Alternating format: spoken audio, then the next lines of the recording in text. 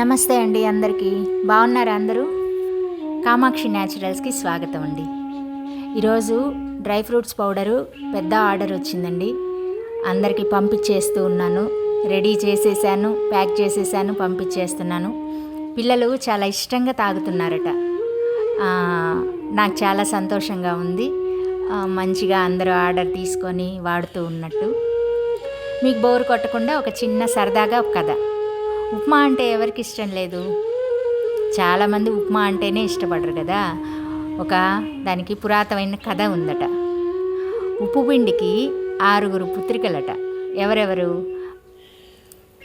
బియ్యపు రవ్వ ఉప్మా, జొన్న రవ్వ ఉప్మా, గోధుమ రవ్వ ఉప్మా, మొక్కజొన్న ఉప్మా, కొర్రనూక ఉప్మా, బొంబాయి రవ్వ ఉప్మా. వీళ్ళందరికీ వివాహం చేసుకోకుండా ఉపవాసాలు, ఏకాదశి వ్రతాలు, భక్తులకు పలహారాలుగా సేవ చేసుకుంటూ ఉన్నారు. వీళ్ళ సేవకి మెచ్చి పరమేశ్వరుడు ఏం వరం కావాలి కోరుకోండి అని చెప్పారు.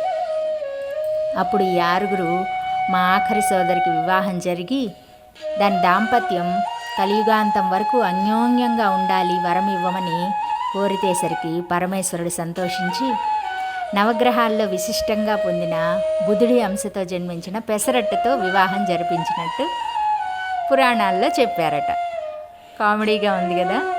అక్కడి నుంచి పెసరట్టు ఉప్మా, బొంబాయి రవ్వ ఉప్మా చేస్తుందట. పెసరట్టు ఉప్మాలాగా కలిసి ఉండండి, అన్యోన్యంగా ఉండే దంపతులు అనేది నానుడిగా వచ్చేసింది. సరదాగా ఉంది కదా. మళ్ళీ ఇంకొక కథలో మంచి కలుద్దామండి. నమస్కారం.